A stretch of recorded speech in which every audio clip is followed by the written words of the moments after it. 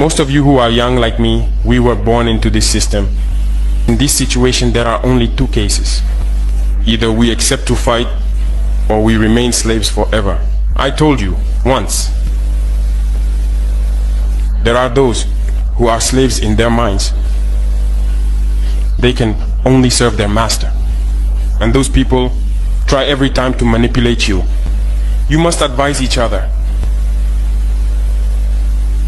Because every situation can be exploited by these enemies of the nation to try to discourage you, to demotivate you. So, you must advise each other and not pay attention to certain remarks, even on some media. Not everyone is obliged to be patriotic. You are the first patriots. You have decided to defend the homeland. There is nothing better than that. Those who want to support you, let them support you. Those who want to discourage you through writings, you must close your ears and move forward. As for those, we will fight them here.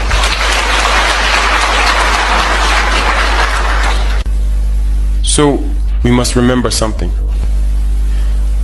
Recently, there is a so-called NGO. It's not even an NGO. Because NGO stands for non-governmental organization. They are not non-governmental because they are funded by a federal budget, by a state. This so-called NGO produces reports claiming that the FDS and the VDP commit abuses. It went in here, it came out there. It's to tarnish your morale. It's to scare you, to prevent you from being able to fight. No. Moreover, we are going to file a complaint against this NGO. Because people need to understand something. What is happening to us here? It's true that they have manipulated part of our populations in the Sahel here, but they didn't have that kind of weaponry. What brought such significant weaponry into their ranks? It's Libya. Who destroyed Libya? It's this NGO, the same NGO that made false reports and gave them to those who wanted to create a rebellion so that people would intervene and overthrow Gaddafi. And the powder keg ended up being poured into the Sahel. These millions of lives that have been taken in the Sahel, we must file a complaint against this NGO because it is responsible for these false reports it made to support this thesis of attacking Libya. They have no moral lessons to give us. Look at the world. Let them go defend human rights all over the world first before coming here. We are fortunate to have similar situations. In this world, you voluntarily committed yourselves. There are countries where people are forcibly taken, killed. You leave or you die.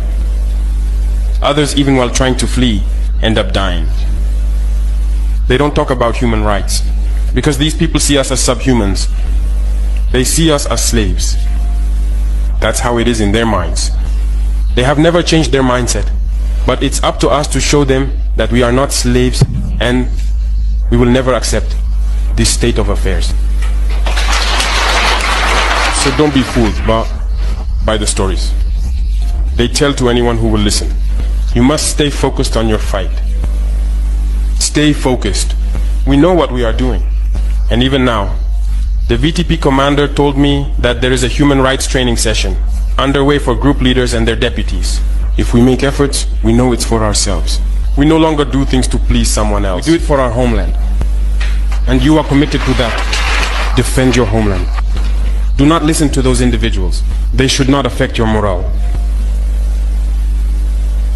In the history of the world, there have been wars. And during the Second World War, people organized themselves to defend all over the place. But there is a country that could not defend itself, which had to come and take our ancestors to go defend them. And today that same country wants to give us lessons.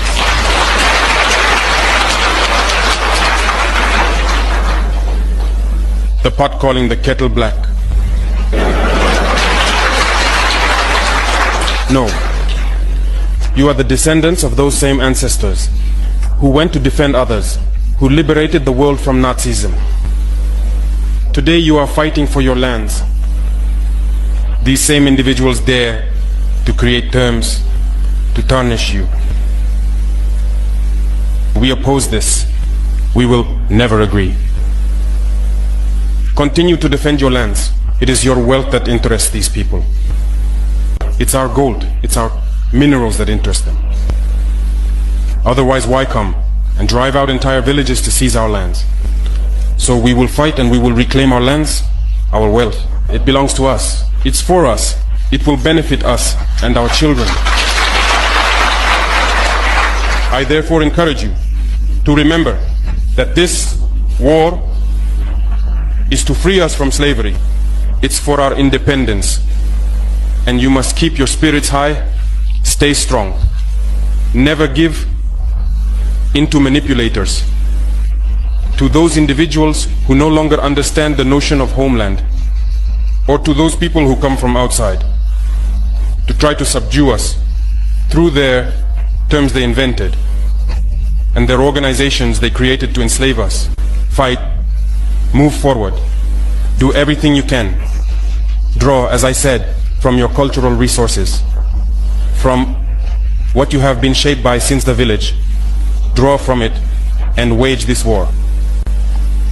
Stay focused and stay strong. Let us look at the man, Ibrahim Traore, his security model, his approach to governance, as he stood into what Biafra needs for their independence.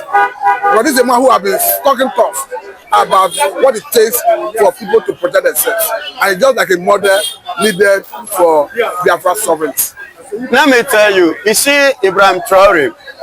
Ibrahim Traore was influenced and were enlightened through Mazen Nnamdi Kanu's speech. He listened to Mazen Nnamdi Kanu, he followed up, and he became enlightened because that was why he is campaigning now. That any day Mazen Nnamdi Kanu come out of this Nigeria, that he is wishing to be the first president to host him. Because he enlightened him, he educated him. Do you listen to comment yesterday? One fly on social media yesterday. The Northerners are the one that comment yesterday, more than every other tribe yesterday. They were wishing, how they wish that Mazen Nnamdi Kanu is from their side. Everybody, look at what Cameroon judge said. And he said clearly that anywhere in the world, there is no way you will kidnap somebody and at the same time do what? Begin to charge that person for terrorism. Because you kidnap, you are the one that committed the act and you are trying to put it on him. It's not going to be possible. Okay, now looking at Ibrahim Traore, from what you have just said, wishing to have another color's audience, yes, immediately he's left off the hook of DSS. Of course. How does that come to you? It come to me that Captain Ibrahim Traore have learned a lot from Mazen Nnamdi Kanu. And what he have learned from Mazen Nnamdi Kanu is what he is putting on the ground in his country. Okay, you mean his security architecture is a brainchild of Nnamdi Kanu? I'm telling you, if you watch everything that he's doing now, he's carrying out now, for the very first time, an African leader will turn offer down twice. American offer. Donald Trump giving him twice now an invitation, he turned it down. It has never happened in the history of Africa. African leaders. It has never, but this is the first time. And let me tell you, another thing that I believe that is, paving way for that guy. If not so, they would have assassinated him by now. Thank God that he purged with a high wing, such as Putin. Such as Putin. That's the man that I provide, even as I speak to you, whenever Traore is moving with a bullet detector, gun detector. He wore it. If there is anything gone, like anywhere he goes, he detect that there is gun, he will know. Who gave it to him? Russia. As a support, as partner. You understand me? See, that guy, Copy Mazen Nnamdi Kanu mentality and mental structure. And first and foremost, you and I, as I speak to you, every Burkina babe now have a free education. Everybody, free education. Is paying them salary now. Baba, go and see the massive growth of Burkina Faso. Go and see massive investment that that guy is putting in place. That making Burkina. See, let me tell you, Burkina Faso today is a country that very soon people will be rushing to go. Very small boy, 37 years, if I'm not mistaken, 37, 38. It's not up to 40 years. Ideology is very, very important. And education is very, very necessary. And with what have happened yesterday and what Mazen Nnamdi Kanu has started or has influenced Traore to be doing today, Papa, sell your shoe and send your pikin to school. Sell your shoe and send your pikin to school. It's very, very important. Women, sell your wrapper, send your pikin to school. Yesterday, give me another directives for future. For future. Yes. I may not be educated, I may not be, because of Mazen Nnamdi Kanu yesterday and the previous one. I will send my children to the best. Even if you want me to wear boxers to work, I go wear boxers. Send them to the best school so that they will come and speak that English that I know if you speak. Baba, if you, oh my God. You say whenever I listen to this man, my head they go saga. I used to. The Northerners, everybody are like, I wish to have this guy. I wish that this guy is from our place. See praises, both in Cameroon. You can hear it from Traore himself. Do you know that? If not that this man is standing on a Biafra, ideology of Biafra, having a nation, if not so, America will not allow him to spend 2 days here. They will come and kidnap him. Because they know there is something. There is something inside of him. Virtue. Nigeria did not have it. And they cannot have it in the next century. It will take centuries to have somebody like Mazen Nnamdi Kanu. Forget the fact that he's a Biafra or he's an Igbo man. Let us say the facts. So I've never. What? A rare virtue. Yes. A scarce one. Very, very scarce. Peculiar one. Very, very peculiar. And good for the development of good for the development of the people. Not just a nation. People I mean people, the whole world. The whole world. Don't you see what the Binta say? Nyako say. He say person like Kanu cannot be tried in Nigeria here. That his class like all those ICC, International Criminal Court, International Court of Justice, that is the place that his level supposed to be tried, not here. And true to he said it, he said nobody, no judge in Nigeria here have a right to try him down. Whosoever that tries him must be a terrorist. So meaning you are not surprised that Ibrahim Traore is actually copying his template? Yes, I'm not surprised. Because when you see good things, Baba, embrace it. It's not a sin. See, learn good things. Not be only bad thing you go to copy. Copy good things. Baba, copy this one. Me, I copy this one. So you already emulating the man under the color. Straight ahead is my idol. So he's your role model now. Confirm. Straight one. And because of this, I will continue to talk about him. And I will continue to tell my children about him. Let them learn from him. Let them copy from him. So that as I spend my money, they will sell my shoe, they sell my clothes, send you to school, pay your school fees. I want you to beat his record. So Mazen Nnamdi Kanu is a man that will set before my children.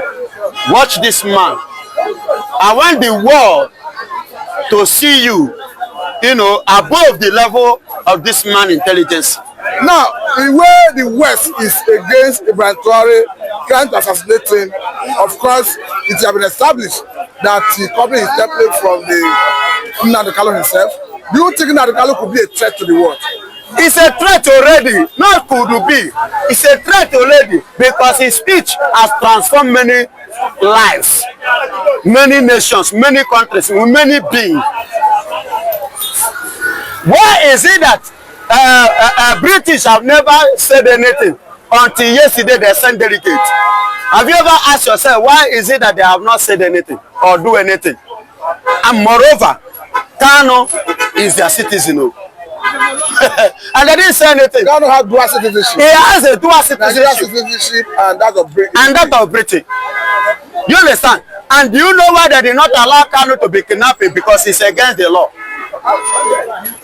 It's against the EU. I don't think it was possible to kidnap him in UK. Of course, the reason they did it in the... They're not kidnapping is an offense now. They know the gravity of it. That is why they do not permit such.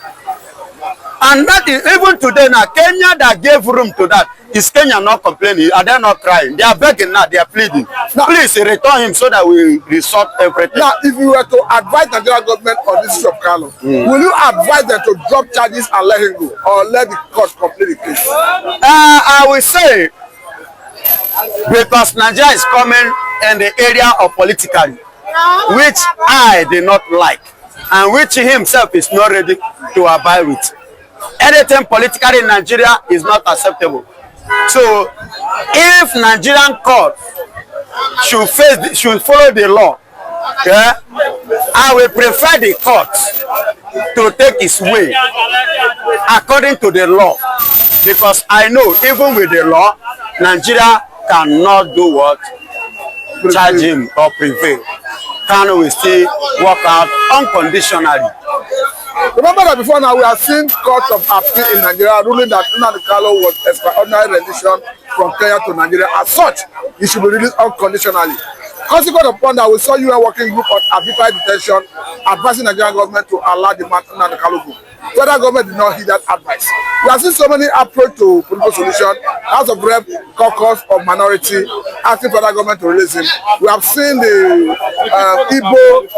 Igbo senator under the leadership of Senator Eira Balibu, meeting with the Attorney General of the Federation asking for the release of Nnamdi Kanu. But all to no avail. At this point, do you think federal government could be persuaded to go for that political solution? No, the political solution is not going to work. But the court solution is going to work. It could, if you say political solution, it could be that Bola Ahmed Tinubu, because this man did not have issue with Bola Ahmed Tinubu. So the Bola Ahmed Tinubu may want to, okay, I am not the one to release him, but the court determines his freedom. Maybe that is the way he want to go about it. Because keeping him there will not bring solution. And you, Mr. President, you are looking for Igbo support. You can only deceive all those Okowa and Co who have one head. You cannot deceive us. Mazen Nnamdi Kanu is our leader. 2027, you no go get it, bam. So you mean Okowa and the likes were deceived? They are deceived. Hope Uzodimma was deceived. Okay, Uzodimma and Uzodiojo. Uzodimma is behind the Kanu's detention. Are you getting it? So, Uzodimma have finally come outside now and start to confess. Are you not seeing it? So, with all this, these are the people that Nigeria have deceived. Do you understand? But Nigeria cannot deceive me. They cannot deceive IPOP. They cannot deceive the people that are following Mazen Nnamdi Kanu, because Biafrans are the one following Mazen Nnamdi Kanu, not those ones. I will say a very big thank you for your time. God bless you. You are welcome.